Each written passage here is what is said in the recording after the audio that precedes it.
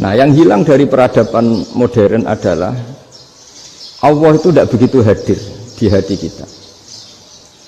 Saya sering cerita di mana-mana, teks hadis itu sebenarnya berbunyi gini, ini hadis sahih. Mangka na yu'minu billahi wal yaumil akhir fal yukrim jarohu. Ada yang fal yukrim jarohu doifahu, ada yang fal yakul khairan aul yasmut. Siapa yang iman dengan Allah dan Rasul maka harus memuliakan tetangganya, memuliakan tamunya.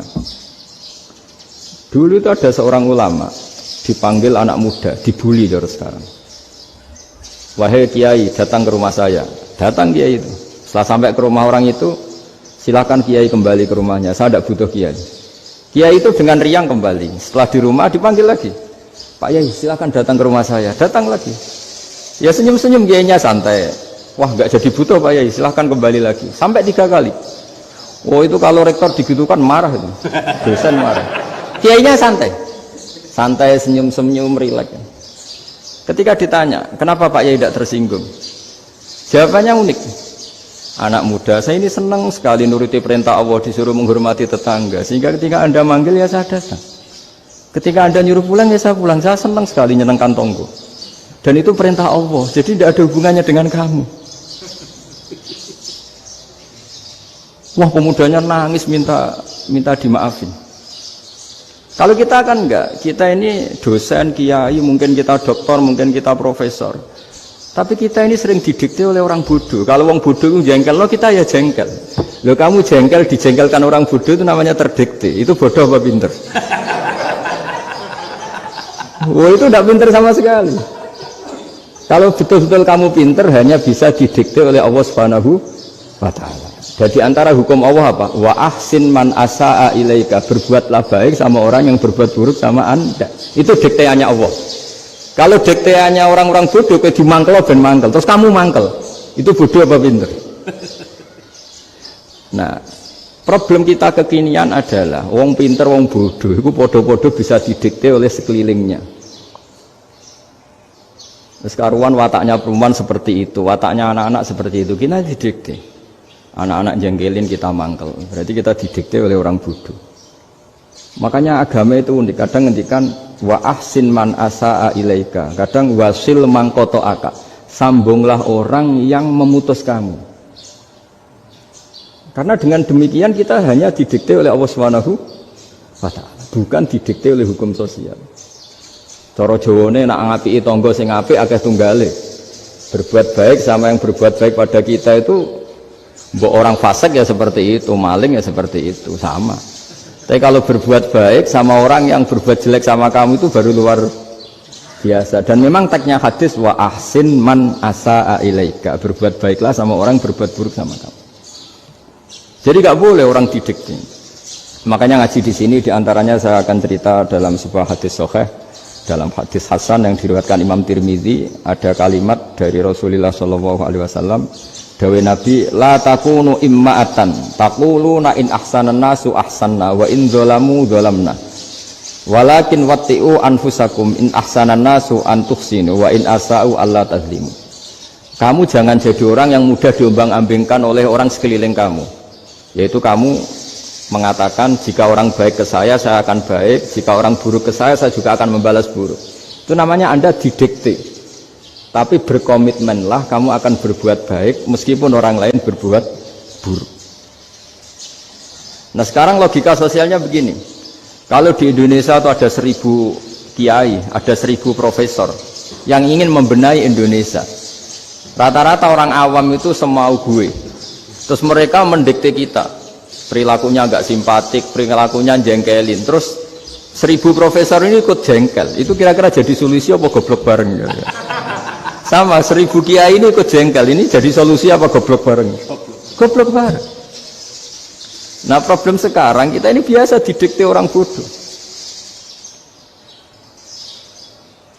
Nah makanya ciri khas orang muslim itu kata Nabi, mangkana yu'minu billahi wal yaumil akhir. Jadi baik tetangga karena perintahnya Allah dan Rasul. Pentingnya apa? Bedanya karena berbuat baik ini perintahnya Allah, mbok tonggo apik lah kita tetap apik karena perintahnya Allah dan Rasul. Begitu juga dengan hubungan dengan istri, dengan anak.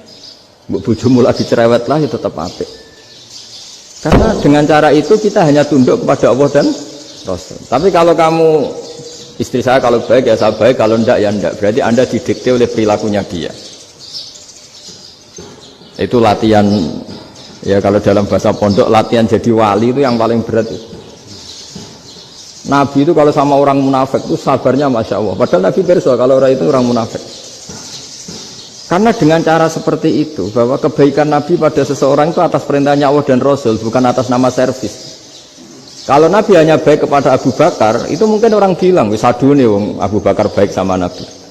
Tapi kalau Nabi baik sama orang munafik, Abdullah bin Ubay bin Salul, itu kalau nggak perintahnya Allah dan Rasul itu nggak bisa. Nah ini cobalah berlatih seperti itu sehingga kita tidak mudah didikte. Ya saya ulang lagi nggak mudah apa? Didikte. Maka di antara kebaikan Allah dan Rasul adalah bahkan orang dolim saja diberi jatah rahmat. Makanya tadi seperti mukadimah yang dibaca Pak Haris tadi, agama ini rahmatan lil alamin. Orang yang dolim saja dapat jatah apa? Rahmat, apalagi yang soleh. Nah kemudian yang perlu dicatat, kenapa kita menjadi enjoy dengan Islam? Islam itu adalah agama yang tidak didikte oleh materi. Jadi kalau Anda ingin makan enak, mungkin kalau pikiran kebanyakan orang, anak-anak muda yang milenial, yang gaul, ingin makan enak ya makan yang disukai. Misalnya sate atau bakso Malang atau apa. Kalau orang-orang yang jadi wali gak gitu cara berpikir. Ini yang masih orisinil. Ditanya, ini dunia baru kesulitan makanan, baru resesi. Cara makan enak gimana? Jawabannya lucu. Ya gampang, idamuhu alju. Idam itu lauk. Kalau kamu ingin makan lauknya paling enak apa? Alju. Kamu harus lapar banget. Sampai kalau puasa itu melihat tempe itu wah luar biasa.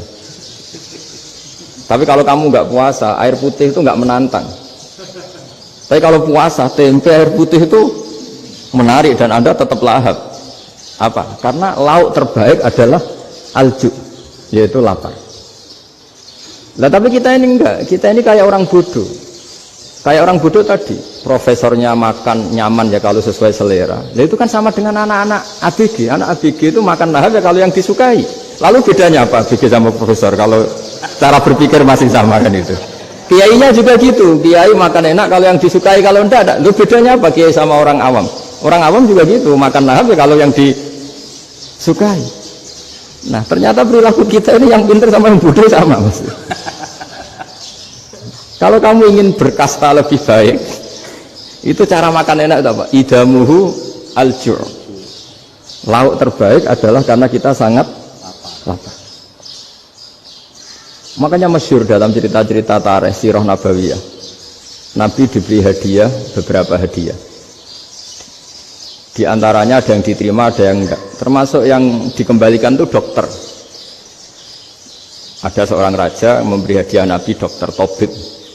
Itu sama Nabi dikembalikan karena dokter ini sudah lama kumpul Nabi itu gak pernah sakit.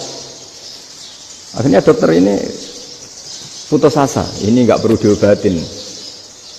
Ketika ditanya kenapa ya Rasulullah engkau gak pernah sakit, karena kita ini kaum, kita ini komunitas masyarakat yang tidak akan makan kecuali lapar, dan kalau sudah makan berhenti sebelum kenyang. Jadi sederhana sekali pengobatan zaman itu. Sebagian besar penyakit itu pasti disebabkan kita ceroboh dalam hal makan. Sudah ngerti kalau durian masalah, kalau makan durian enggak kehitung gitu. Apalagi kalau gratisan itu tambah banyak gitu. Pola tidur juga gitu kata Nabi, dan kita tidak tidur kalau tidak sangat ngantuk. Nah, itu namanya orang-orang soleh yang sudah ada didikte materi. Kalau yang didikte materi kan bisa tidur nyenyak kalau kasurnya enak, AC gini-gini. Sebenarnya enggak, tidur enak itu ya kalau sangat ngantuk. Mbok di gudang, mbok di bis, kalau sangat ngantuk ya semuanya ya enak. Sama, mbok lapar, mbok hanya tempe, tapi kalau sangat lapar itu ya enak. Nah ini ilmu yang mulai hilang, ilmu-ilmu yang mulai hilang.